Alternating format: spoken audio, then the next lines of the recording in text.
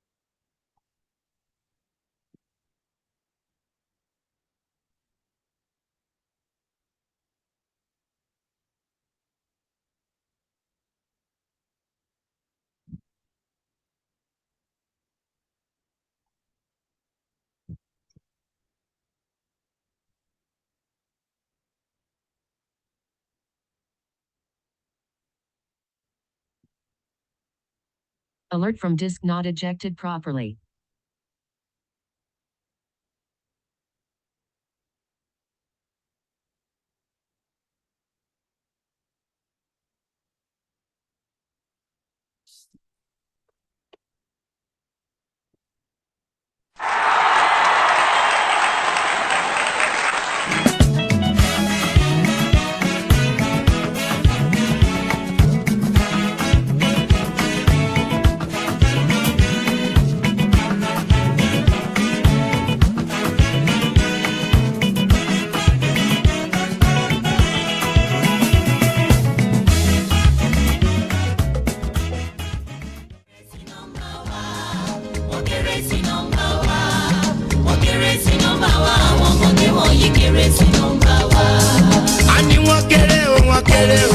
Wọ́n kéré sí nọ́mbà wa.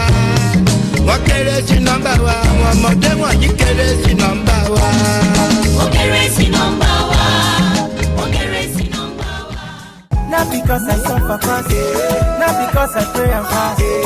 No be your show, no be that. I'm watching. Hey, Osinachi, I'm no kwa, Osinachi.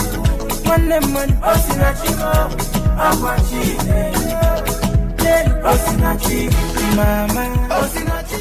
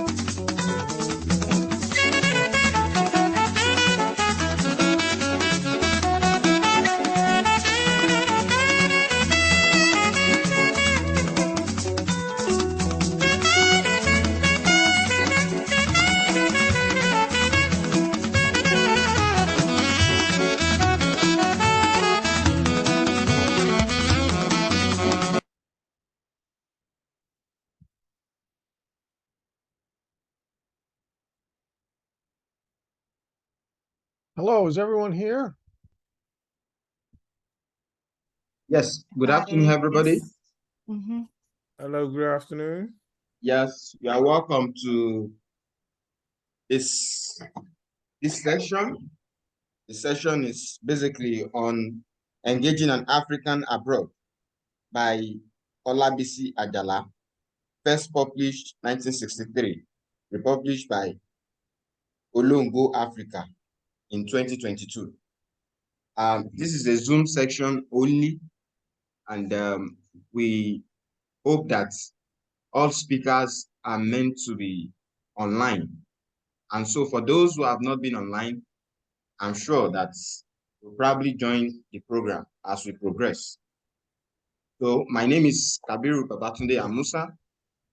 I'm the host for the program.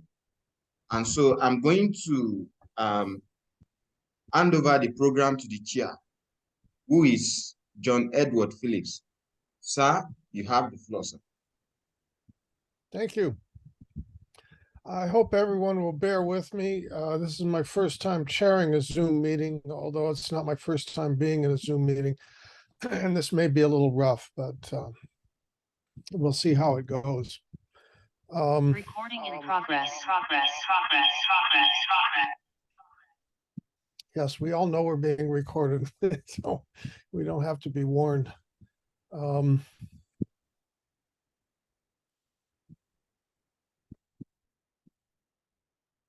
This is basically a discussion, and I guess we have 5 discussants. Is everyone here?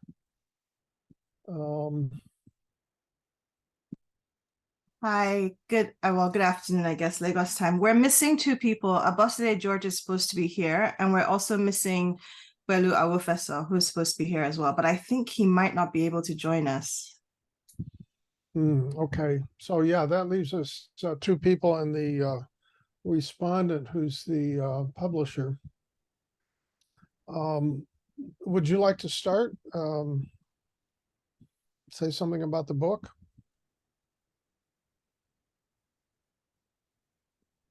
Are you referring to me? Hi, good morning. Yes. Good afternoon. I'm sorry, I should say Lagos time.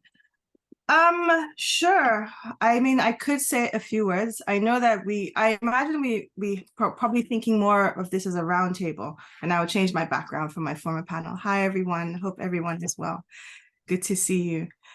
So I'm Ademide Adelusi Adeluyi. I'm a historian of 19th century Lagos. And so, well, I guess what I could say to start off was, I mean, as somebody who grew up in Nigeria, hearing Ajala the Traveler all the time and references to the Ebenezer Obey song and all of that, this is something, it's been really eye-opening reading this book, because I feel like a lot of what I've known about this character has been more sort of mythic than actually rooted in any actual experiences and travel. This is far beyond my generation. So for me, it was a really exciting yet difficult read to think about what it means to be an African travel writer, right? So as a historian, we read a lot of travel writing, people coming to the African continent and recording all sorts of things. So this is really my first experience reading this perspective as this time period. So it was equal parts exciting, appalling, very troubling. I was very struck by how difficult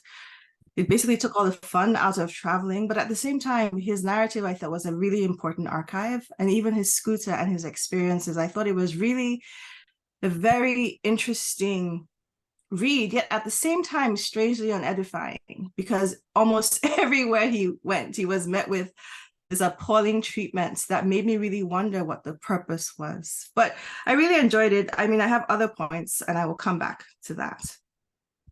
But that would be my short opening. Okay, Michael, would you care to say something? Good morning, good afternoon, good evening, wherever everybody is in the world. Thank you so much for having me today. My name is Michael Gennaro. I'm also a historian. It's actually really nice to meet you, Ademide. I've read some of your work, so yay, another historian of Nigeria that we can connect together only through the wonders of technology today.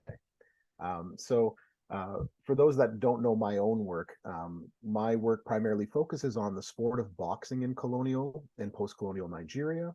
And it's the history basically from about the 1930s until basically the end of the Civil War. And so that's what I look at. And so as I was doing my research on boxing, and I was looking into the late colonial period, I was looking into Hogan Bossy winning the world championship in 1957.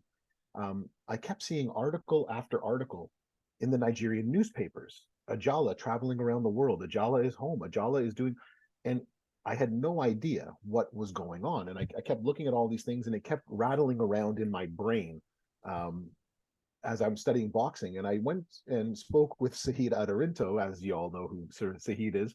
And I said, Sahid, I'm going through the newspapers and I keep running into this name, Olabisi Ajala. Do you know who Ajala is? And he laughed. And he said, Onibo. Everybody knows who Ajala is. So for me, it was very much an awakening to who this person was. And he has fascinated me ever since. And so I've actually done research of Ajala as I was doing my boxing. I would take newspaper clippings and I would file them away. And I would search for him when I was going through the newspapers of the 1950s and 1960s for a project to be done later. And so it's actually a project that Sahid Adarinto and I have expressed interest in doing whenever our paths align again. So being asked to join this panel is actually very, at least very fun for me, and a new research initiative that will happen once I finish with boxing and sport. And so I was very excited that this book had been republished, because it was difficult to find, first off, but to read it again and to sit down and really try to understand Ajala, not only on his own terms, but to sift through what is real and what is fantastical, what is the myth and the reality of his story. And oftentimes that really doesn't matter, what's myth and what's reality, and what is exaggerated and what is not, but it's actually the story of Nigeria, but also a Nigerian himself moving through boundaries that would have kept other people set through. But I'll come back to this afterwards. But I've done a lot of interesting research, and I've actually located in North American newspapers his travels here, and there's some exceptional stories there that aren't in the book that we have all read, and it's not actually in his memoir in African Abroad. So there's some very fun stories there that I can come back to, and I have some pictures as well too of Ajala in the United States before he goes on this world tour. If anybody wants to discuss those sort of afterwards, but I'll leave it at that. Okay, I think we have a new participant on the LSA conference. Hi, could you introduce yourself? Or yeah, hello everyone. This is Abosede George, Barnard College, Columbia, and I'm very happy to be on this conference about this exciting new book, and exciting new old book, new to new generations, and dispelling the myth that Ajala was just a metaphor, or like what you call a person who travels, that he was a real person.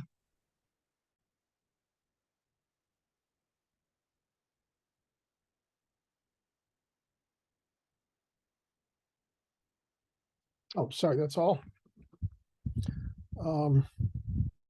Wait, we're introducing ourselves, right?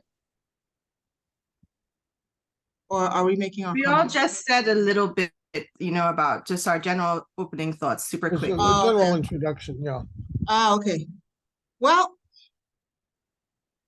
in that case, what could I say? I mean, I've read the book, and it was quite a feast. It is such an exciting adventure. I cannot believe that this was only part of his life story, and only the part that he chose to distill at the particular point in his life when he was writing in Australia, to kind of reflect back on where he had been. I teach a course on African migrations to New York / the US. And so I was very excited when I first heard about the book coming out, because I was looking for that. I was looking for, What can we learn from Ajala about his kind of reading of the country at that particular moment in time, early in his life? And of course, there's not much of that. There's not really any of that in this book, but which was a bit of a disappointment to me. But there was so much more than I expected to find. One of the things that I also did a little bit of research. It inspired me to do a little bit of my own research on the U.S. And I think that his adventures in America probably are the beginning of his world travels. And like many of the people that we focus on in my course, at least for the first half of the 20th century, they're African, these African travelers are traveling as either students or as,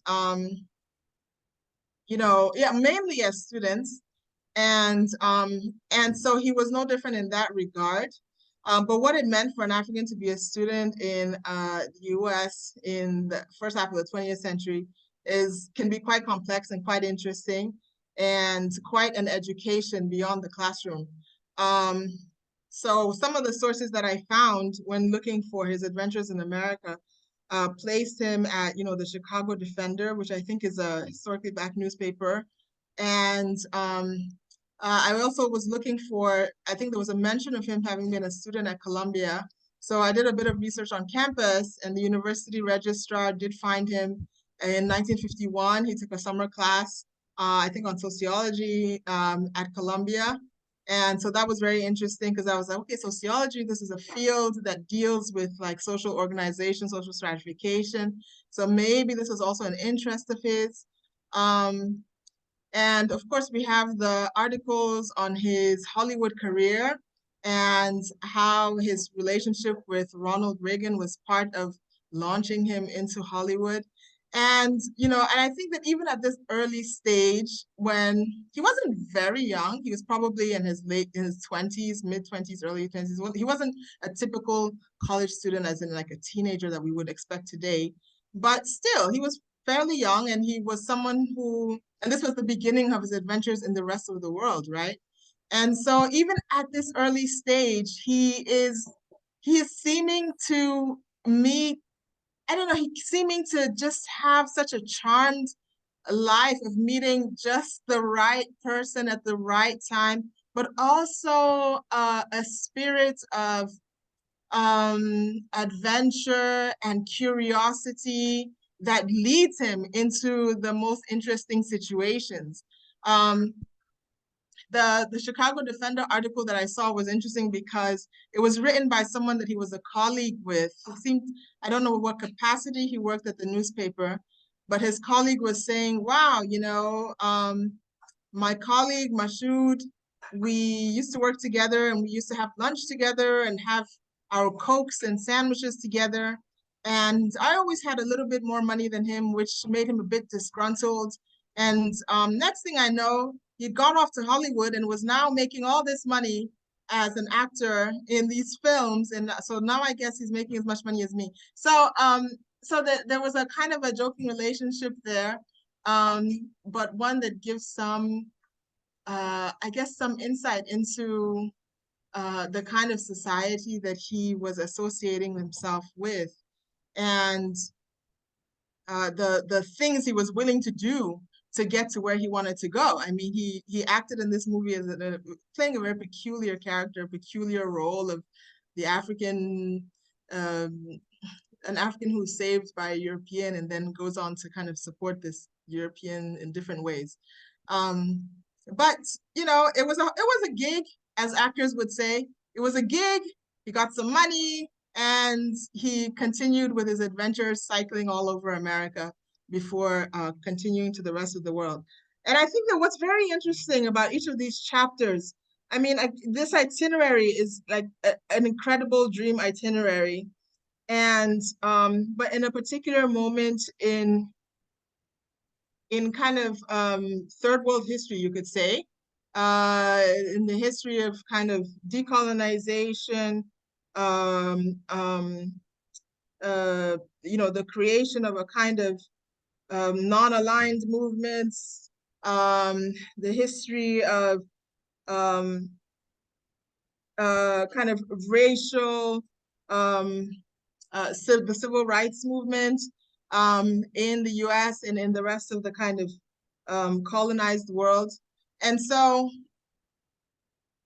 he's going into these societies that are very stratified along racial lines, along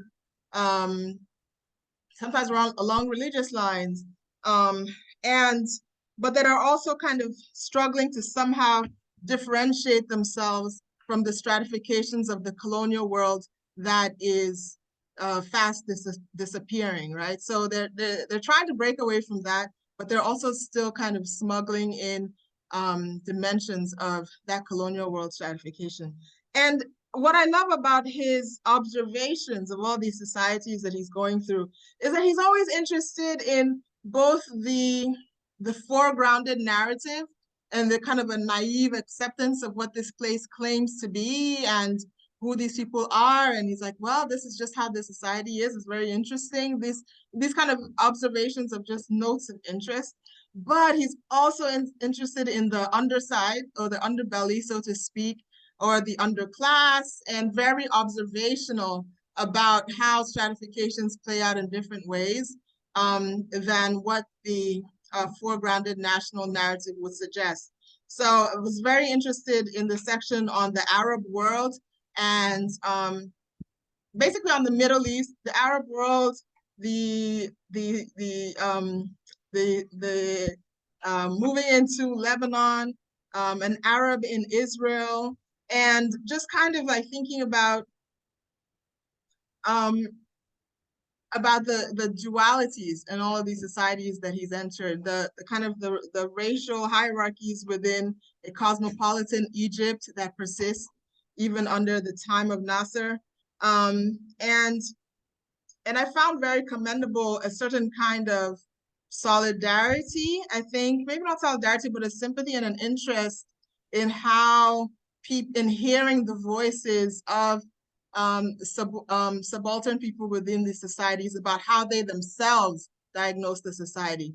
The section where he interviews Aboriginal people in Australia, the Arab guy in Israel, his relationships with the woman in Russia, so I think that it was just quite an adventure, and that kind of access to the dual narratives of a nation was one that he seemingly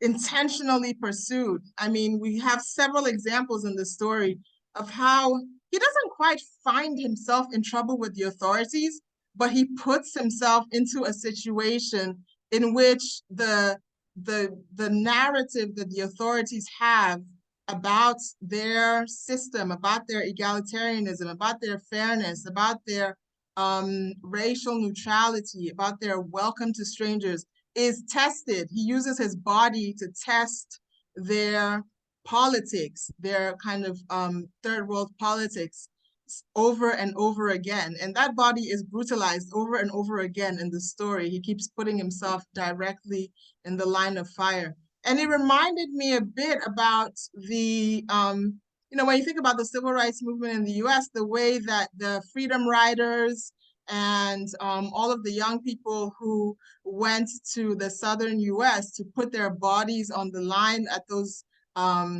milk counters, at those whites-only establishments, to really kind of test the law, to test the extent to which their citizenship would be honored versus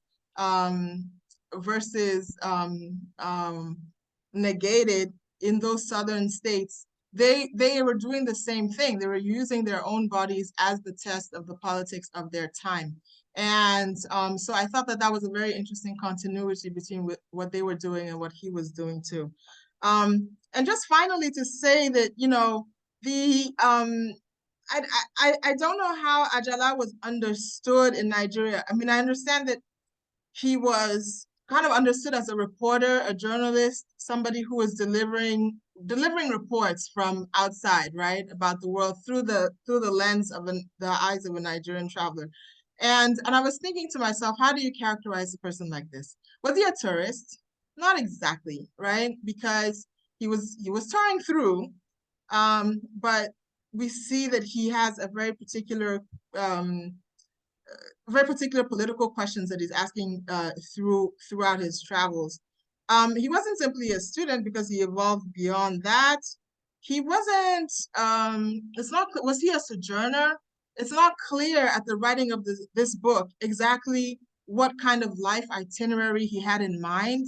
A lot of people in later generations would have an intention to travel and to, especially economic migrants, to work, to create careers, but then to travel back.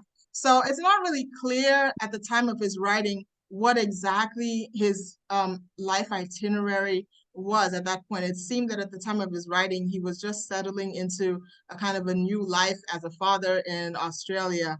And so the journeys that would follow the book obviously are not reflected because they haven't happened yet. So he's not a sojourner in that sense. He doesn't have a intention to retire at home or whatever like that. So, you know, what kind of traveler is this? A travel writer for sure. I would say an ethnographer even, you know, a very insightful reader of the societies that he has been in. It made me so curious given the size of the Nigerian diaspora in the world today. Everywhere he went, it seemed he met Nigerians, just as we like to joke today. Everywhere you go, there we are. It just made me curious about, you know, what kinds of narratives could be written after the time of Ajala by the people who have traveled and seen the world in all different kinds of ways over the various generations of Nigerian travelers since the 50s. You know, now we've had economic migrants, we've had political exiles, people who left during military rule, all kinds of things. People in Asia, you know, what kinds of parallel accounts of the worlds they encountered could we be reading through their eyes, through their lenses about, you know, what it is to be in this time of the late 20th and early 21st century. So I found this a fascinating, amazing story. And I really wanted to hear more about the publisher, right? So how does a story that gets quote unquote lost in this such a compelling and profound and amazing travel memoir, gets so quote unquote lost, how does it get republished by Olongo Africa? And, you know, what kinds of new moves are happening in African publishing world, and how can new audiences be exposed to the ideas, the modernities, the adventures, the critiques, the analyses of earlier generations of African writers that had been lost to us, right? So I really wanted to commend that publisher and the editor's work for their tremendous work on recovering this story, and also to learn more about what this means for what's happening in African publishing today. Well, I was about to call on Ademide or Michael to give us a little additional, but since we have a question for the publisher, maybe he should answer that unless he wants to think about it for a while. Hi, everyone, and thank you for having me. I've enjoyed each contribution so far. Very impressed by I mean, let me just give a little background on how I got into this conversation. I like every Nigerian, had grown up hearing about Ajala, and, you know, thinking of him as just a myth or some idea, you know, that people have about, you know, somebody just going around traveling and, you know, just moving around the world. And then eventually growing up to realize I was a real person, and then realizing that there was a manuscript, a book that was published in the 50s, and it became an obsession. I was a travel writer myself. In the 2009, I got a Fulbright fellowship to the US, and I started a travel blog. and I kept thinking about this Ajala person because everybody kept mentioning Ajala every time I, wrote something about where I visited. And so I was obsessed about, I need to find this Ajala person. Who is he and what did he do? And I mean, people had ideas about what they thought he did. And at that time, he had become such a myth where people made up stuff all the time, and you couldn't really separate which was real and which was not. So it became a real obsession. Anyway, long story short, I eventually found a few more people who were as obsessed as I was. So we started just digging and looking for clues. And then, of course, I heard about the book. And then I started looking for the book because I couldn't find it either. And eventually, I found it from someone who was going to sell it for me for an exorbitant amount of money. And then I got it. And then it took another few years before I finally found that Joan was alive. Joan is the wife of Olabisi, one of the wives of Olabisi Ajala, but the one that was with him when he published the book in 1963 in Australia, and the one that had the first, not the first three children, but the three children with him, and I think they lived until he moved back to Nigeria. She was at the time the one he lived the longest with. So I wanted to know more about her, and I was glad she was alive. I wanted to talk to her, and then eventually I found her, and then we talked about. First, I just wanted to hear more about who is this Ajala guy. How did they meet? What was the unlikely relationship that brought them together, and how did it affect her life? And what did she learn from the event and all that? And did she have more copies of the book, of course, because I wanted to buy them. And so we had this long 1.5-hour conversation. I spoke with Ajala's, one of his children. And in the conversation, I said, would she be willing to republish the book? Because by then I had written to almost every publisher. I'd written to Gerald's, which had disintegrated at the time, and they didn't know whether they even had the rights to the book. They were not sure. And they said, ask one of these three people that we have disintegrated into, and maybe we don't have the rights, etc., etc. So I asked Joan, and she was not sure either. And so in the back and forth conversation, we realized that the rights was with the author, and the author had died. Therefore, the family had the rights to republish it. And then finally, we got them to agree, and then we had an arrangement, and that's why we finally have from this original book. This is the one. My screen is a little blurry because of my thing. Okay, yeah, there's the original one. You finally arrived at the one you probably have seen, which is the new one we did last year. So that's the one, the soft cover. We have the hardcover as well. And we have published it in Nigeria and in the US. I'm very interested in this in the story because what I've come to realize is that there were so many Ajalas.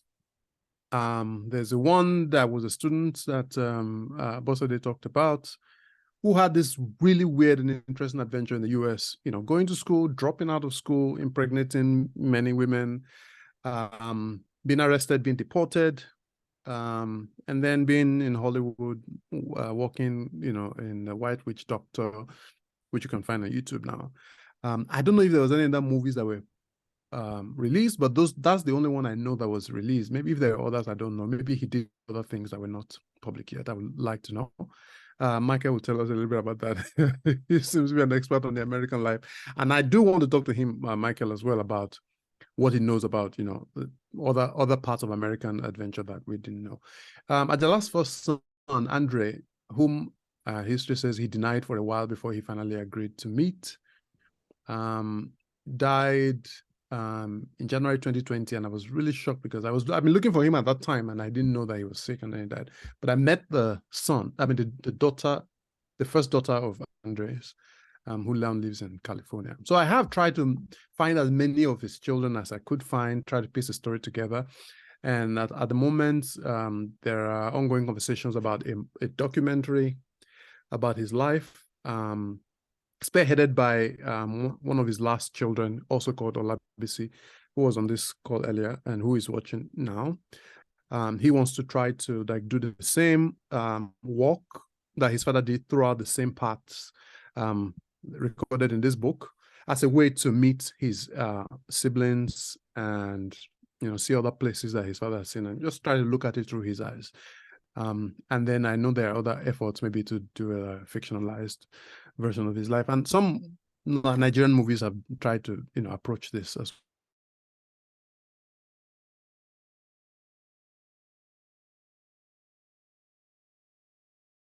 So my involvement really is just to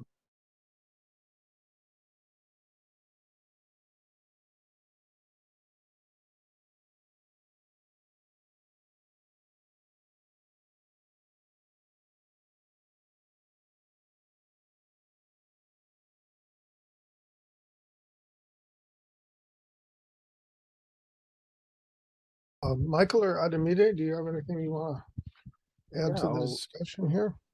Absolutely. Thank you, Carlos, so much for actually republishing this book and doing the legwork to bring it together.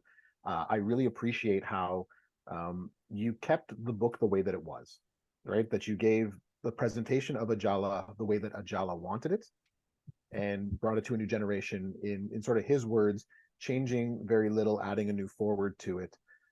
Because this gives us an opportunity to not only study him in the way that he wanted to be presented,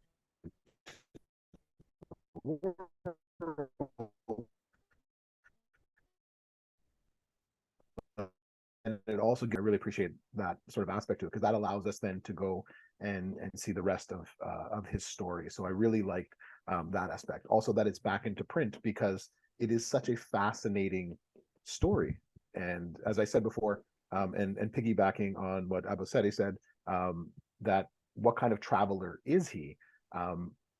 What I would argue is that he is doing sort of a reverse anthropology of the time period, right? So rather than the powerful white European coming and doing an anthropology on African subjects, he's doing the opposite and reporting back to Nigerians, but also all of West Africa are reading newspaper stories about him. And I can show you pictures of the newspaper stories and things that are happening, but he really becomes a celebrity in Nigeria when he's writing these stories, and people are following his trip around the world. And he's on the front page and other pages within Nigerian newspapers, which brought him to my attention. As I said, I was looking for boxing and I was looking for, sports and boys clubs, and I kept seeing Ajala, Ajala, Ajala. What is going on? Who is this Ajala person? And how does he become so popular? It's, he has the infectious smile, he has the charisma, and when he's abroad, he's writing stories that are being published in Nigerian newspapers about his travels. These are the Polish people. These are the Italians. These are the French. And here's my ideas about them. And then he travels through North and West Africa on his way back to Nigeria. So he stops in Nigeria to this hero's welcome. So he brings a whole mythology to him. He knows, and I think what's really important is that in this time period, there's lots of Nigerian travelers, just like there are today, right? We meet Nigerians everywhere we go, as Abosede said, right? Like that's just part of the way Nigerians have migrated across the world. But Ajala is adept enough to know how to use the media of the time to not only promote himself, but to bring himself to the attention. And he doesn't shy away from the attention. In fact, he doubles down on what makes him fascinating to other cultures as a wedge to get into those cultures. And I'll give you an example of how he does this. If I can share my screen, because you said, Kola, that you wanted to see some pictures or other things. I can share my screen. Can everyone see my screen? Is it up there for everybody? Yes. Right, so this is from the early 1950s from of Ajala moving across the United States. So he goes on a bike tour from Chicago all the way to Los Angeles to Hollywood. And so he's on just a regular bicycle at this point. But this is where he the germs of the idea of him going on a bike trip from place to place takes off, because people are really interested. Who is this African man on a bicycle pedaling through the United States, going through very racialized United States culture? And you can see he's, as it says in the here, right? He's in native garb, which he is always described as in U.S. papers. And so again, this is the for Americans, this is eccentric. What is he wearing? And then he's actually, when he's doing this bicycle tour, it's a presentation tour. He's actually giving lectures across the U.S. on his trip about, I think it says it on here, what it's called, present day Africa, right? So he's giving presentations to earn the money to continue on his bicycle trip across the United States. And in one instance, he's he's also reporting back on the racism that he experiences in Jim Crow United States, or under the racialized segregation of the United States. In one instance, he's in Topeka, Kansas, and he's forbidden from staying at a YMCA because of his color. He's actually sent to jail for the day and then forced to leave the city the next day. And so he writes about this experience of, as others have said, right, like this is the first time he really experiences himself as sort of the experiences of a Black person in the United States, and how that's different from the experiences that he would have had as a Black person in Nigeria or on the African continent.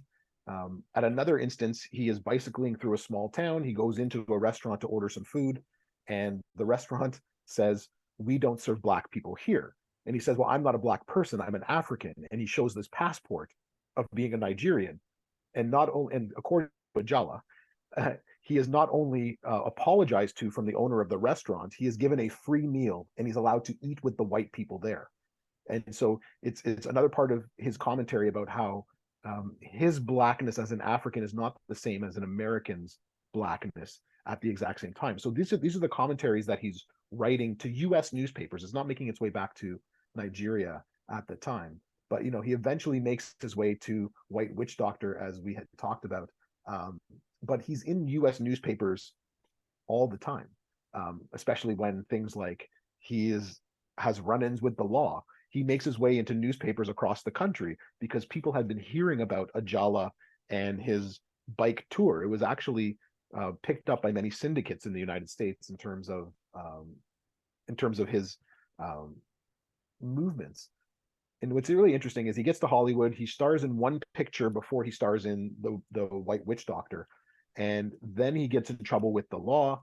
He gets charged with forging checks, and he gets away from that charge. But then eventually he gets charged with not being a student, which is what his visa was supposed to be. He's now this actor, and they go to deport him. And when he decides that he's going to get deported, he goes on a hunger strike. And this also makes national news. Here is an actor, a Black African, who is now doing this hunger strike. And not only is he doing that, he climbs a TV tower. So he's on top of a TV tower, 50 feet above the sky. He refuses to come down unless he is not deported, right? So these fantastic stories are being broadcasted across the US that aren't making their way back to Nigeria at this point. But you can see that he has a flair for the dramatic.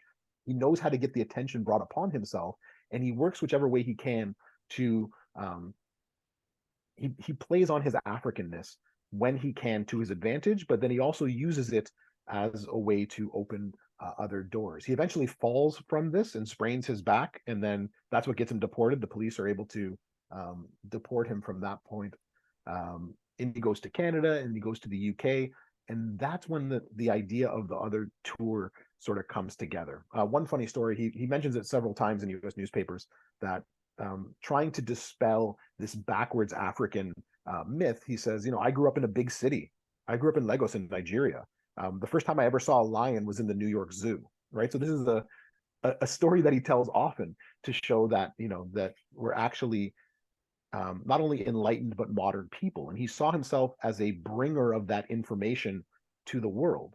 And so his tour is not simply just him as this, as I say, this reverse anthropology of studying the powerful, the white power structure in this Cold War world, but he's also trying to be an ambassador of not only Nigeria and the continent, that they are not only modern, but they are also progressive. And that by changing this viewpoint, that, the elevation from a third world status, to use Abasede's word, or the words at the time, to bring people awareness of what's happening on the continent itself. And so that's why his bicycle tour I found was so interesting. But he does the same thing when he goes across Europe, and then he goes across Asia and Africa as well too, right? So this is him on his scooter, but he called it his safari tour, which I always found so interesting. To label it as a safari, as in to look at wild animals in their environment, is really how he described himself as an interloper, trying to understand the society around him and seeing them in their natural habitat. And I think that's also a really interesting way to do that, because we have to think of Ajala as what, as many Nigerians under colonialism would have been, right? They would have only understand a world where the colonizer was somewhere far away in a safari, in an area far from where they can see them in their natural habitat. So for him, this was a way to see the white power structure in its natural habitat and how it worked and the problems within their society. So he could also pick holes at it to show how progressive Nigerians, how progressive Africans themselves were, that when given the chance for independence, look at the things that they can do, right? So I think it's really interesting when you look at it in that way of how he described himself and sort of what he was doing. But everywhere that he goes, he's reported back, and this is a Nigerian newspaper, this is the Daily Times, his world tour is day by day in the newspapers, right? So here he is. This is the man who stole his scooter, who takes a picture with him. He's always shown in pictures with white people. Lots of them are women in the newspapers, because of course that's scandalous at the time. But he goes, this is also one of the fun things, is that he's on a quiz show in Italy. And in that quiz show, he ends up winning. But on the quiz show, he's described as being dressed in native Nigerian garb. But he wins this quiz show. He wins all this money, and again, all of this is brought back to Nigeria. And as he's going, as I said, he's writing these articles. French West Africa as I see it, Europe as I see it. He's writing articles back for Nigerian newspapers to describe the world that he is seeing, right? So both on the continent, but also off of the continent itself. And it's very interesting when you try to put all of this stuff together. And as he's doing his world tour, it's actually coming back to the United States. The United States is reporting on his world tour as well, because they find this, again, so fascinating. They had heard of him before, and here he is doing it all again. Last but not least, I just wanted to show that I said that he had become very popular. When he comes back to Lagos, and this is, I think it's 1958 or 1959, he's given like a king's welcome, a queen's welcome, right? The queen had come a couple of years prior, and he's given the same sort of thing. He's given a motorcade. I'll come back to this one, but like he's on a motorcade coming with his scooter, driving across. People know the parade route. They're coming out to see this, traveler who's brought Nigeria and put it onto the map for people to take a look at. The scooter becomes popular. The Lambretta, it says it on here, that is the scooter of Ajala. I think I have a better picture of that. It's right here. So advertisements of Ajala's scooter. Here he is on the scooter. He rides a Lambretta, and so he's part of the advertising scene as well. Getting on your scooter and traveling across the world are all important things. So it's so hard to just. And what I love about the story is it's just a glimpse of what he's done. And I'm only giving you a glimpse of what I've been able to find so far. But as you can see, there's so much more to this story that we need to unpack about Ajala. And so having his own recollections from the post-independence period, I think, adding into all of this pre-independence period where he's traveling around the world is just, I think, fascinating to bring them into conversation with each other. So I'll quit sharing my screen, but I just wanted to sort of throw that in there so everybody can sort of see what I have found so far in his just incredible travels. So thank you, Michael. Really, really interesting. If I may, John, just a few. Go ahead. If you had something to say, go ahead. Yeah. Really impressive, really, really interesting.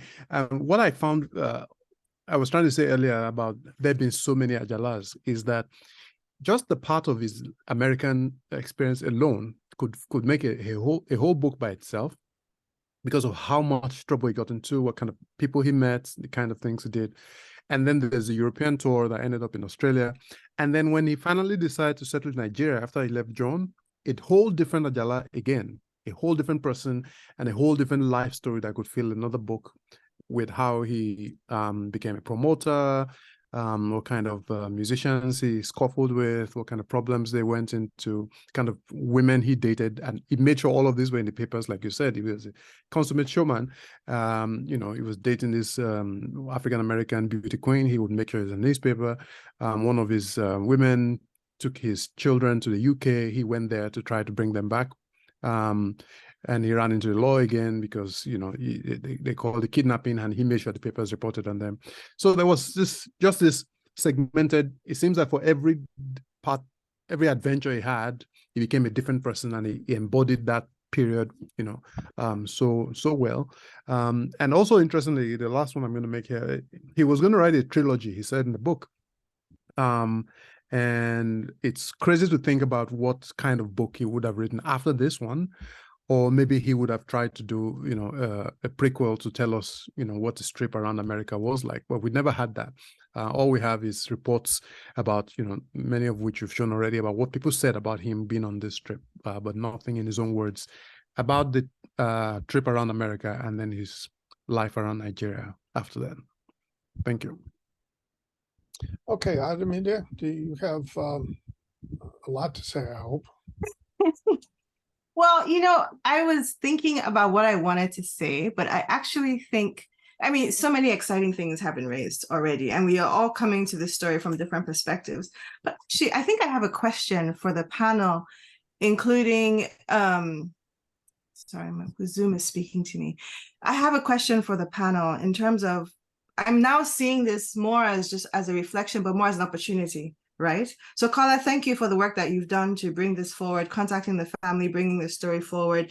You know, I'm thinking about what I know about Ajala and the myth.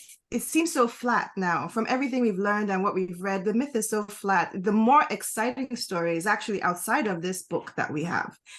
So I wonder, like, given what, and also given Michael's research, which is really, really, it's so amazing to see all of this work here. I wonder, like, if you were to go make a second step, right? Is there a way that we could reimagine what opportunities this produces for thinking about Nigerian history, Nigerian people, travel, commentary? I mean, I'm sure we'll get to the dark side of this in a second, because even the opening chapter, I'm like, whoa, what am I reading? You know what I mean? But what kind of opportunities do you see for not just highlighting this person's spectacular story, but also bringing in people's memories, right? Like, what would it mean to interview Nigerians who were young and remember reading these newspapers? What would it mean to interview Nigerians who were in these universities or in the Soviet Union? What would it mean to sort of have more voices participate in this story as an opportunity, rather than just having a book saying, okay, this is his life story? I wonder, are you thinking, or is other people on the panel, of course, what if we can do history differently, or sort of writing differently, or engagement differently, especially with social media and everything? How do you think this person's life and memories are an opportunity to really reflect on how we recuperate the past and engage with it? So that's what I'm currently thinking about based on our conversation. Can I jump in? Yeah, go ahead. I'm sure Carla has a response, but I think thank you for that point, Ademide. What it makes me think of is I do have an uneasiness with the idea that he's doing like a reverse anthropology, or that this is simply like a life history or a memoir. I really think he was like, he's more of a travel writer, like an ethnographer.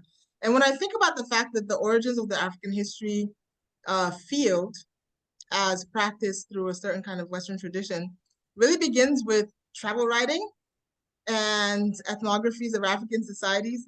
Like, to what extent can this kind of text be foundational to a kind of a school of anthropology that emerges outside of the West? I mean, there are people who are non-Westerners writing about the West, writing about the rest of the world, not just the West, but writing about societies other than their own. They're not only the subjects of cultural studies, but they are actually scholars of cultures. And how does I'm wondering more really, if we take him seriously as an ethnographer, as that how this kind of text fits into an intellectual history, emerging from Nigerian thought and Nigerian writers. How the Ajala's narratives, either in the newspapers or in the books, shape how later generations, or those who followed him, would encounter the world that he describes when they go there, right? So, you know, our entire field of African history, at least as it's on in the U.S. or in Europe, etc., really, its foundations are in these travel logs of, you know, the early colonial explorers. He was an explorer in parallel. I think absolutely, Abosede. And there's something, I'm sorry, if I'm speaking out of turn, I'm sorry, but there's No, go something ahead. really fundamentally destabilizing about the way he sees the world. You know, it's so unusual to have this kind of protagonist, have this kind of voice. And so, I mean, when you say it's fundamental, I mean, when I think about my own work on Lagos, you know, we're quoting the Richard Burtons, who literally said a day at Lagos. And this text has been memorialized over and over. You have like, you know, Scala, who's there and who makes up all these, well, let me slow my roll, who has all these really interesting perspectives on people like Madame Tinubu. These are the people who observe people firsthand and all kinds of things. And, you know, Robin Law's done all this work to sort of interpret his memoirs, which is where some of the claims about what he made up came from in terms of the way he reports things, and they compare it to colonial officers. But you're right, there's something fundamentally destabilizing about having an African producing this kind of work, especially before Nigeria's independence, right? And he's not just sticking to the circuits of the Commonwealth, right? He's almost sort of limitless in the way he moves through the world. And the people he meets are almost like I wouldn't say a cross section of society, but he does meet a range of people. But Carla, I know you were going to respond to the original query, so.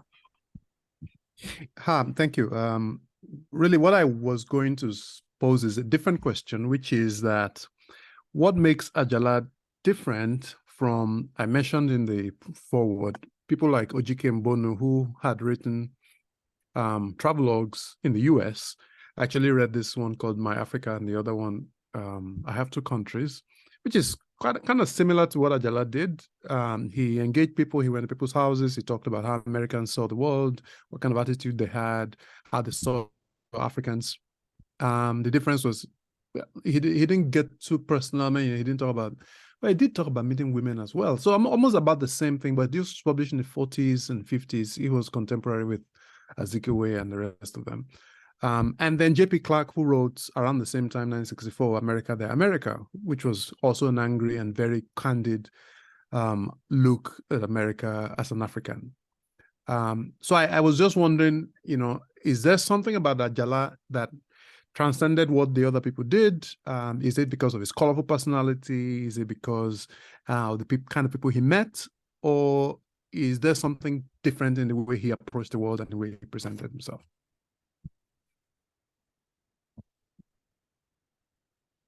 Don't all It's jump a question, sorry. Question at once. Yeah, he did ask the three of you a question. Anybody? Well, it's a very good Nigerian response to a question is, of course, always another question, right? That's part of our story. But, you know, you also make me think of, have you read Aikwe Arma's Why Are We So Blessed? And how he, it's kind of, I guess, an unusual novel for him where he, you know, goes to the United States and other places and he gets involved in all kinds of things. Even I believe there's some kind of military skirmish and, well, no spoilers. But the point is that you're right, that this is a genre. Spoil. There are, what? Spoil away. Oh, no spoilers, no way. It's a really interesting and unusual book for at least from my experience of Aikwe Arma. But I think that if I were to venture, even though this is a largely male field, and we do have some female writers who are writing to some extent, I would say there's something about his irreverent personality that really makes this stand out, because he's almost sort of saying the things that people are thinking but would never dare commit to paper because of what we used to call political correctness, right? So Ajala is definitely not woke in today's parlance, in the way that he talks about the world, engages with people, speaks about India, even, for instance, at the beginning of the story. And it's almost like, you don't want to go into a tit for tat, but, you know, the idea of calling other people savages does some work, right? And I think we really have to unpack and untangle what it means for people who have been sort of discriminated against for a long time to maybe have an upper hand in understanding the world and really, I wouldn't say lashing out, but there's something interesting about the way he speaks about other cultures, but he's always in different sides. It's almost like he starts out one way, he has this encounter, then another encounter, then there's always the police, and there's always something physical. And then he comes away with a really different interpretation, you know? So I think if I had to guess, being as I haven't read some of the other books, I would say there's something about the clarity and irreverence of his prose that makes it really special and makes people feel like his agency is also theirs. It made me think of like, there's a kind of like a everyman voice kind of that he adopts. The kind of thing, you know, we were eating at the whatever, buka, whatever. There's just a kind of an everyman experience that he describes and everyman kind of voice that he adopts. And I think that that is part of his appeal, his charm, his and also the everyman adventures that he gets into. Because I started, and then I was looking at as Nnamdi Azikiwe's writings when he was in America, kind of his reflections on his time there too. And thinking about, he name checks a lot of really, prominent thinkers of, in the Black diaspora that he was taught by at Howard and, all at Lincoln and all the schools he went to. And I'm just like, I can't believe he was like a student of all these people. But you can also see that there's like, through these intellectual connections are also like part of a kind of political formation that he already has consolidated in a way by the time he's writing reflectively on that period of being formed. And Ajala doesn't have that kind of, I don't know, I'm not sure that Ajala had that same kind of self-consciousness about a critical political project that he is a part of, and that his narrative, his reflections are kind of a contribution to. So it ends up doing similar interesting work in some ways. In some ways, academically problematic, sure, but in some ways also very critical. But I think there's something about the kind of, I wouldn't say irreverence, but there's something about the kind of, he adopts a kind of naive voice. And I don't know, as a, I'm not a literary scholar, and I don't want to take a naive voice literally, but if it is a aesthetic affectation, it's very effective in making him accessible and attractive and engaging to, I think, a wide audience. And that might be the journalistic side of him, which is ironic because Zeke ends up running a newspaper as well. So you would think he also had a journalistic side, but anyway. Yes, he So, did. are you also kind of saying, I'm also not a literary scholar, disclaimer, but are you also saying he's kind of an unreliable narrator, which is kind of like one trope we hear about in a way?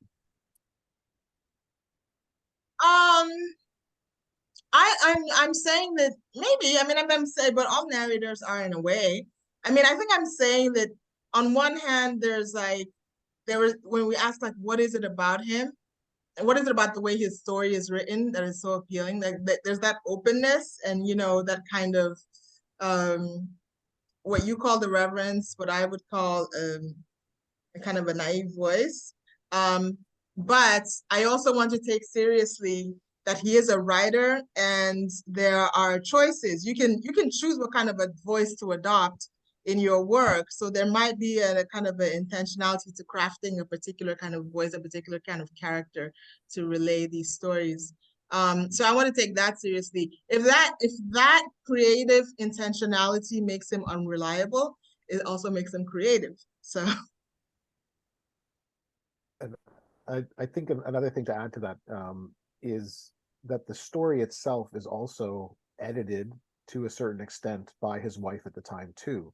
So his actual voice is also interpreted and made into a prose, I guess, more acceptable, more, more Australian English, British English ready than what he would have said sort of himself. So it is, as much as it's a first-hand account, it's also a first-hand account through the interpretation of his wife trying to make the story work, I guess is the best way that I can put that. And she had said in her introduction to this new edition, right? That I wish I would have written about him verbatim. I think we lose a lot of his storytelling ability, his eccentric way of describing things, right? Because he is a storyteller, right? Everything that I've read about him in all the newspaper articles and things like that is that he has a charisma and a storytelling presence that goes along with his ability to manipulate media. He understands what draws people. He understands a way to talk and to dress and to act that brings the attention back on him to keep, and he has what we would call the magnetism, right? He has that charisma and that electricity that brings people. And a lot of that has to do with your storytelling ability, which he is apparently exceptional at. And that is something that unfortunately is muted ever so slightly because of the way that this book is written. I just wanted to bring that up. Well, that to that point, a very important point, which I've thought about myself. Like what would he have read like if without the mediating factor of the editor?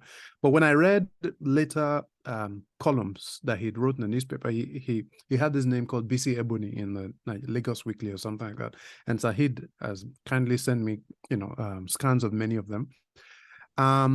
It was less polished and more I would say self-involved.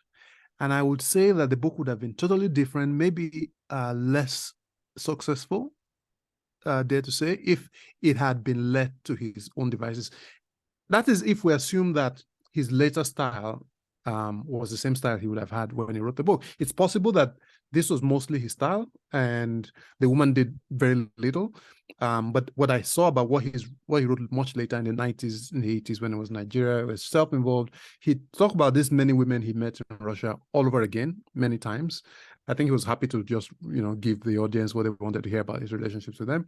And they were more embellished and they got more fantastical. And sometimes the facts changed and the conclusions changed and stuff like that. But the pieces in the paper that I read were less, I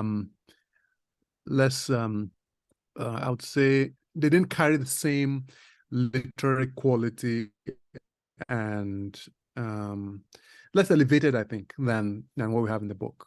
So in some way, that fortunately or unfortunately, the mediation of the editor and the way the stories was crafted and the stories that were selected and how they were arranged in the book gave the book a lot more heft than probably would have been if you had just let him, rant on about, meeting girls and just run around the place. I don't know. It's conjecture. If I could join it again, that's actually a really good point, because he does actually a lot of commentary on his own. As I said, he writes about the different places that he goes to, and so you can read them in the Nigerian newspapers, and I can send them to you, Kola, if you want me to. I would love to. Thank you. The stuff that I have. Absolutely, we will connect after all of this. But when he's in Australia as well too, I've gone through some digitized Australian newspapers from his time in Rose Bay, which I believe is not far from Canberra, which is the capital. He writes for them as well too. He spends time in Australia with the Aboriginal population and writes stories, scathing stories, in the Canberra Times about the treatment of the government towards Aboriginal persons there. He also spent some time in, I believe it's Papua New Guinea, and he writes about that as well too. So he comes back and reports to Australians about the treatment of peoples in Papua New Guinea. So he doesn't really stop, even though he's sort of like settled in Nigeria for a time. This idea of seeing people where they are really never goes away for him in that sense. So he's continuing to report on what he has seen, the treatment of the peoples. He still uses the same sort of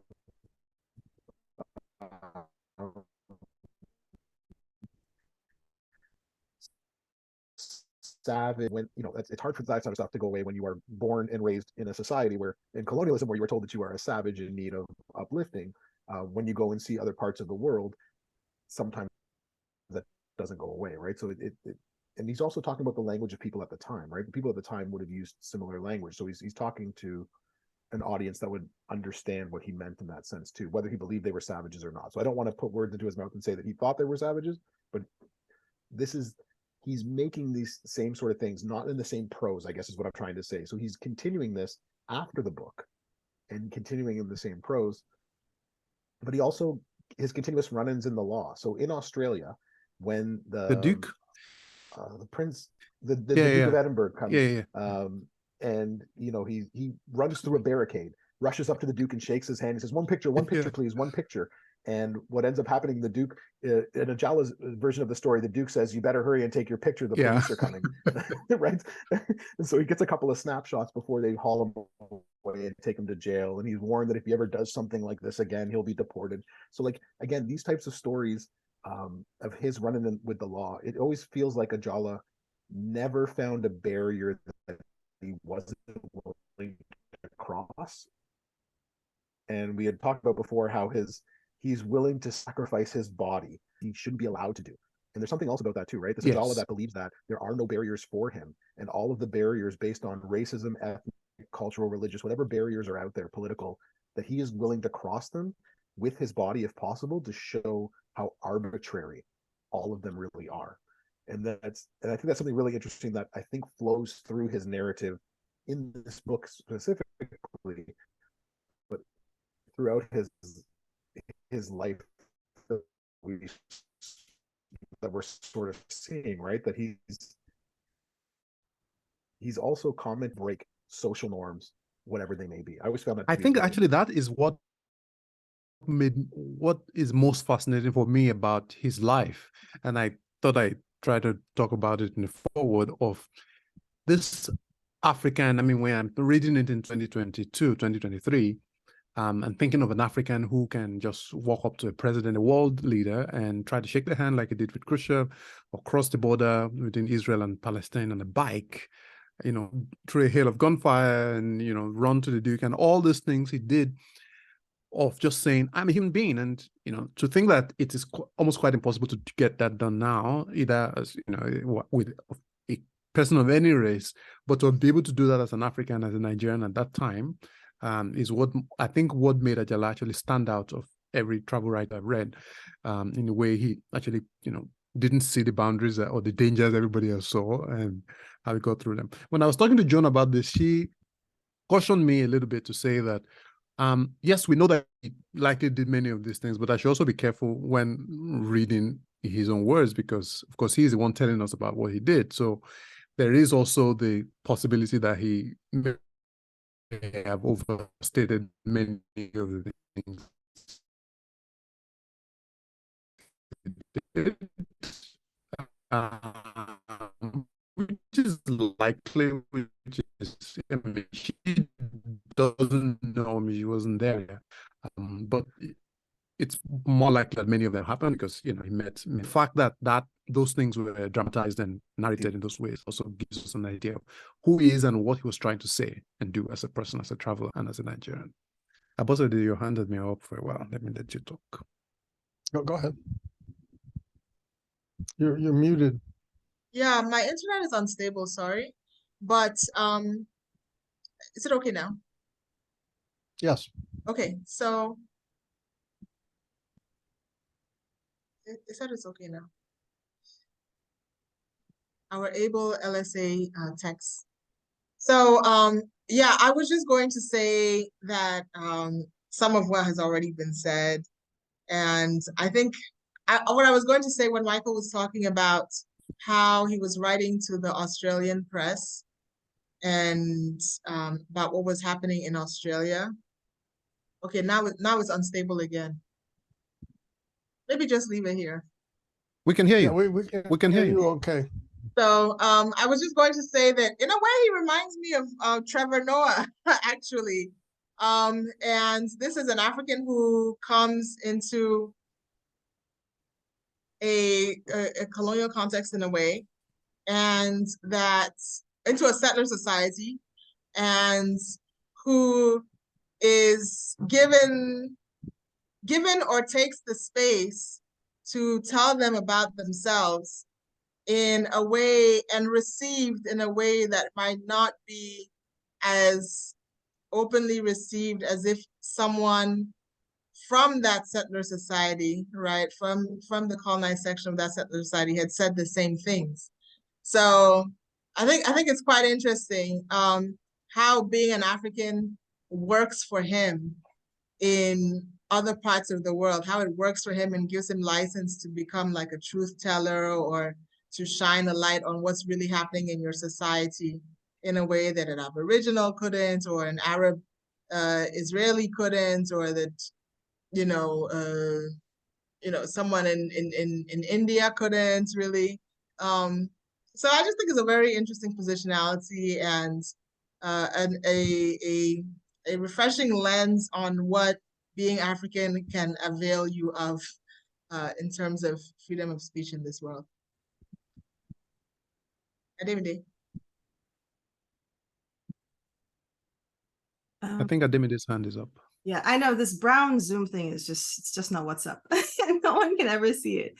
So I was just thinking back at some of the earlier comments that have been made, and I was thinking to follow up on this idea of positionality and self-fashioning. And I forget who said it, if it was Michael or Carla who said that, he always kind of knows how to position himself, how to sort of present himself, get attention, and even if the stories are embellished, he knows how to embellish them to get maximum attention. And I keep thinking in my mind, this is so of the moment. It's so now. Even when I was like looking for more audio or video before this, people are already doing this on TikTok. Like, he would be an ultimate social media influencer now. Like, it's almost like his life is made for this kind of global, like, travel narrative, social media. Those little, how they have the little, I guess, highlights on TikTok. He would be excellent for that. Maybe that's something else to think about in this sense. But I think I wanted to also ask people's ideas on this thing about his identity, right? And how pliable it is and how flexible it is and how he kind of shifts. And sorry, this is my second middle of the night panel. How he kind of deploys what part of his identity he wants to do when he wants to. Nigerians often say, I didn't know I was Black, but he's very aware of the different parts of his personality, his body, how his clothing functions. And even the story you told Michael that, I'm not Black, I'm Nigerian. You're obviously Black, but you're just sort of pushing on another side of your identity. And I found it a little bit troubling, right? And this is why, as Nigerians, will often get in trouble in terms of how we position ourselves in the world. And I wonder how that sits with you, the way he presents himself and leverages his identity as he moves through the world. I wonder what you thought about that. I think it's actually really anyone to come through. Okay, well, I jumped on in, so I thought it was directed towards me, but that's okay. We'll get to the other two later. Okay. So I think we have to remember that it might be troubling to us in 2023 to see him sort of leverage his identity the way that he's doing. But he's traveling in a country where Black persons are lynched for doing the same sort of thing, right? So it's I'm not going to say in all cases it's sort of justified, but I can understand that he is trying to navigate a world the similar way that we are, where we will put on different identities and leverage those identities when they become useful. And he's very adept at knowing when to leverage Nigerianness, when to leverage Blackness, when to leverage his educational qualities by saying his Britishness, right? His accent. Look, I am actually a very educated Nigerian in British schools. You can't treat me the same way that you would other Africans on the continent, right? Like, he uses this to his advantage wherever he can. And I think we all sort of do that. And it is problematic, but it might have been necessary at the same time. Again, he's jailed for being Black, trying to get a hotel room basically at the YMCA on his Blackness, and has to leave town basically before they will put violence on his body.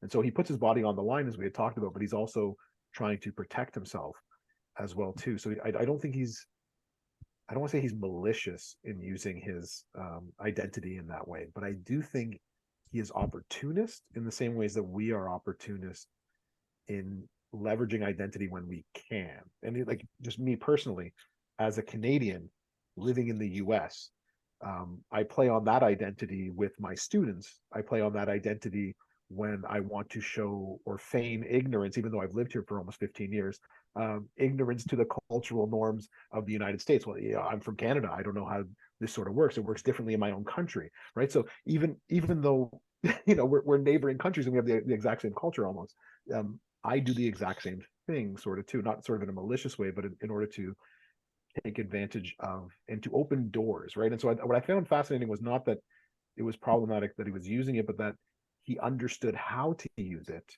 with which then to meet heads of states, to break through barricades, to not be killed. Like, if you can think about the amount of times this man should have been or would have been killed in today's world for doing the exact same thing, I think is really interesting in itself. I'll let you reply to that. Oh, I was just going to say quickly, sorry, Carla, but that I found it most fast. I wasn't even thinking about the US papers, but you're right. His life is on the line in many, many spaces. But I was really struck in the chapter where he meets the Aborigines in Australia and the way he feels kinship with them, yet also is eager to separate himself in that sense. I wasn't even thinking militia. I was just thinking it's so fascinating how it's just, he has this facility in so many different contexts.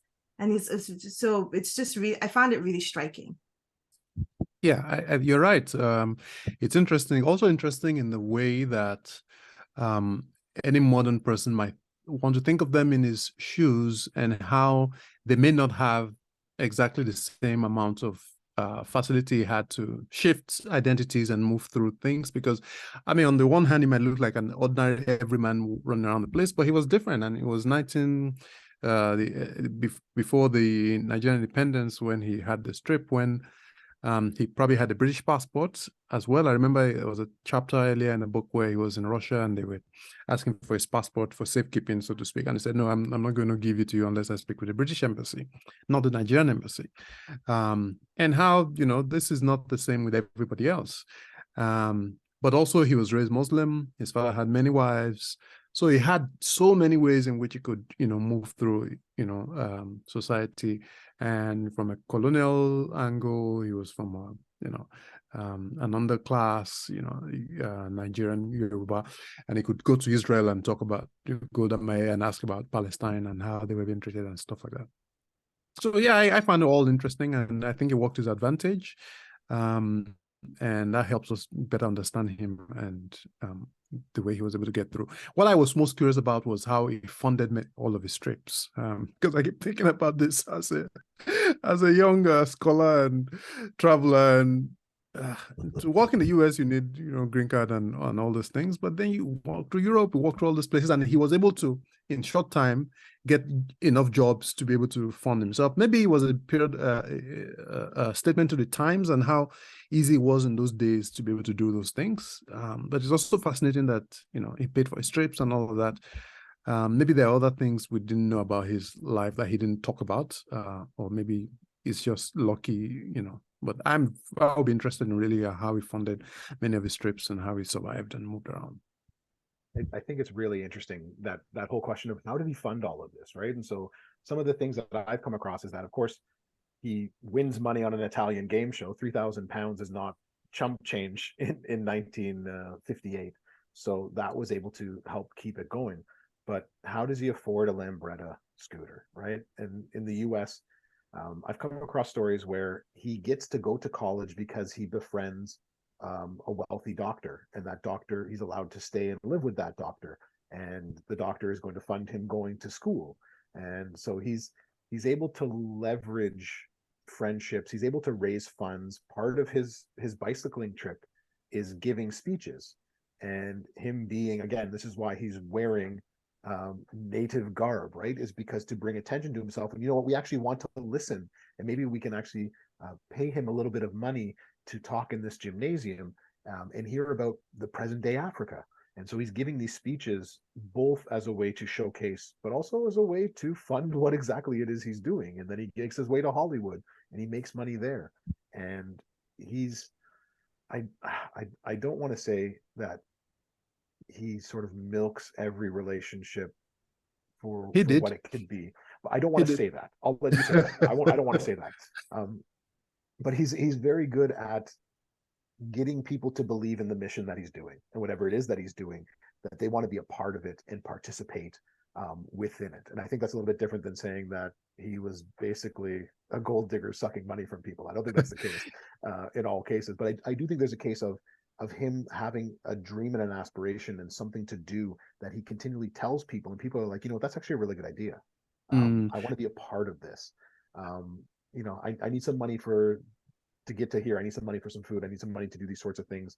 And he's able to do odd jobs along the way as well too. And he talks in the US about the jobs that he does in different places in order to make money to fund the sort of stuff that he's doing. So he's not against working, which is why I don't think the sort of money sucker is the case. I read somewhere that he worked in Israel on the radio for a few months, and then he was fired maybe for being politically incorrect, or worked also in Egypt and stuff like that. It would be interesting to do a research about what kind of things he did all along the way, but I'm really sure he did wrote a lot of newspaper articles for money as well too, so let's not forget that. Yeah, I think he did a lot of totally legit jobs, actually. And most of them involved being a storyteller. Ademle made a point that in this age, he would have been a great influencer. And being an influencer is a kind of occupation that people do look askance. Some people look askance at, and part of that looking askance is because of the mystery of how do you make a living off of this? But there's nothing actually like nefarious or illegal about it. It's just a strange occupation. And I think that he was just a storyteller, and he told any kind of story, whatever story, in whatever medium, and that's what he got paid for, and that's what he kept doing, and that's what kept him going. And so, I like the idea of that. I like the idea of, when we think about Nigerians making money in all kinds of ways, I was like, this guy just had a story to tell, and people were willing to pay for it. And he would have been like, his TikToks would have gone viral, as Ademide has said, right? Like there would be a TikTok of him running through the barricades. Like he'd have his phone on him, projected at him. Like, look, I'm running through the barricades. I'm gonna shake Khrushchev's hand. And here am I with a selfie. In an era before selfies, he would have been the king of selfies. So. It does make me, I know we're running out of time. It just sort of makes me sad when I think about the things that we imagine in terms of Nigerian history, what we've lost. I think we often couch it in economic terms or religious terms, other kinds of things. But there's a real kind of desire to see the world and travel that really doesn't, at least in my experience, doesn't really exist anymore. We always kind of travel with a purpose, like as economic migrants or for school or for this or for that. And this kind of exciting openness and desire to see the world I think there's a real loss here, because as you were saying, Carla, there's many generations of this, but it's really sad that Belu couldn't join us. The idea that Belu Awofeso, who's a travel writer now, is so shocking to so many people. Where are you going? Why? What are you doing there? It's not safe, blah, blah, blah. You know what I mean? And it makes me mourn this sort of adventurous spirit that we've lost. Like, we're not even, he's not a tourist, but are we tourists? Even in the places we can go to, visa-free? Where I feel like we've really, I don't know, maybe structural adjustment, whatever it is that's happened to Nigerians for a long time. We've really lost a lot in the way that we are able to move through the world. Very true. It's probably one of the things that makes him an iconic and interesting aspirational figure we all want to assume we are like, or we want to be like, as we go through the world. Yeah. And the fact that somebody like that existed in history will always remain, an interesting signpost to our existence, so to speak. It's so interesting to me when I think about older people talking about Ajala the Traveler. Reading this book, I feel like it's completely different from everything I've heard. There's really that really flat myth. I wonder how it all just got collapsed into he traveled. There's no direction, there's no momentum, there's no anything. And if I hadn't read this book now, it's just something, I would just think Ebenezer Obey. Or, I feel like anybody who likes to travel is Ajala the Traveler, that kind of thing. But there's so much here, and there's so much more to do. You know what I mean? And I don't know.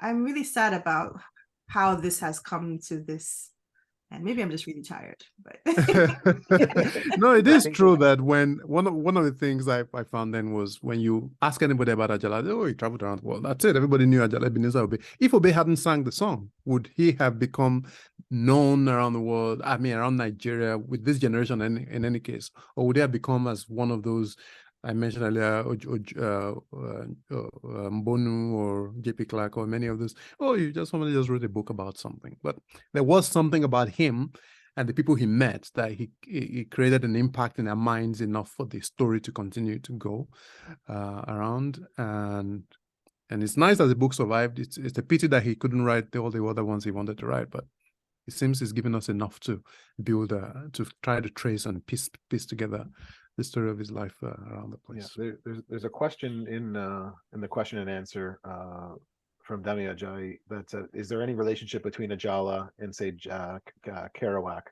and the Beats generation? And nothing that I've come across so far.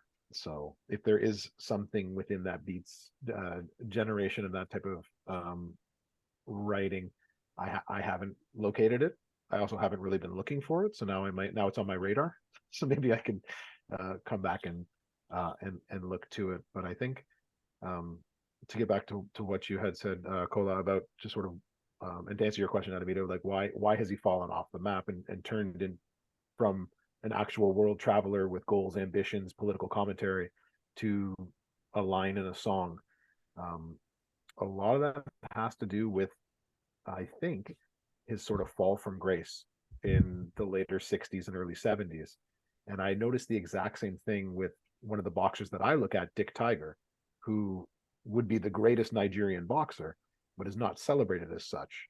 And in all of the interviews that I did in Nigeria with former boxers, with people today, people who boxed in the 40s and 50s, whenever I asked them who's their favorite boxer, they would always say Hogan Bassi.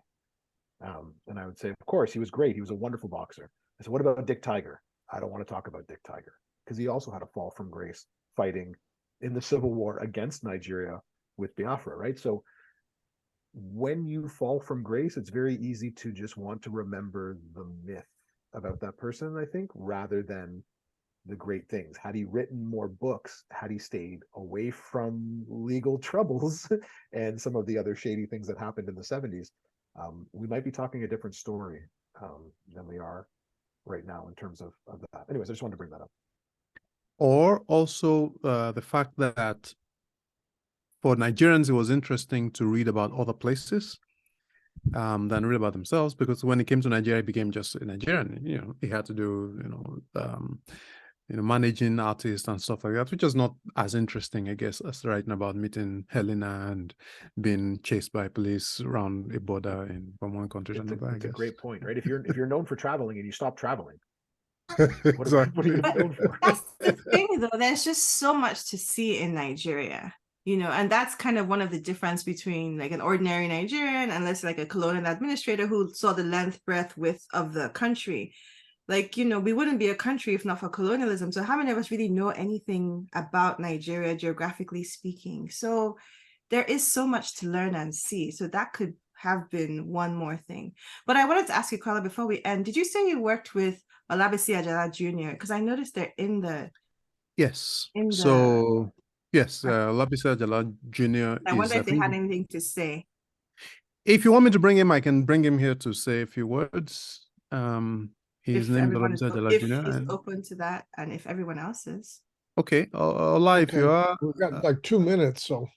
Okay, Ola, you would have to log in with the earlier link, and it would be nice to hear a few things about. I think whoever is host can promote any participants to unmute and speak. Okay. So if you can find him in the But I'm not the host, and I think Abasade, are you the LSA host? Because I can't find.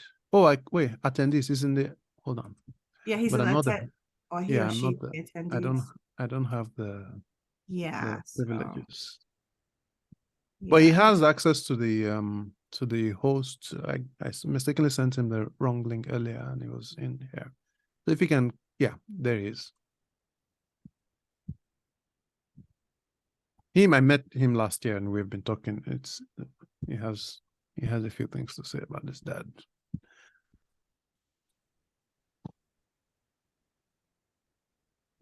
Ola, where are you now? Hold on. Hello, can you Okay. hear me? Yes, we can hear you. Okay. Oh, sorry. I was We can't we can't see you though. yeah, I was trying to connect on my other phone. 1 second. Launch with meeting. 1 second. Yeah, I was trying to use the earlier link. For some reason, it's not connecting. Give me 1 Yeah, second. but you're here, you're in already. We just need to see Yeah, you. yeah. Just Yeah, I know. I was trying to see if I could get the video working, but You only have 1 minute. okay, all right. Anyway, since we don't have that much time, I'm just gonna quickly introduce myself. As you know, I am Olabisi Ajala Jr. Thank you so much, by the way, for adding me on. I'm so blown away by everybody's interest and curiosity, and I've been working with Mr. Kola for a little bit. I think about a year now and everything. We have the upcoming projects with Ayosonaya. By the way, if you want to learn more, my Instagram, just type in Olabisi Ajala Jr. and that is JNR. You can read all about what the work we're doing so far.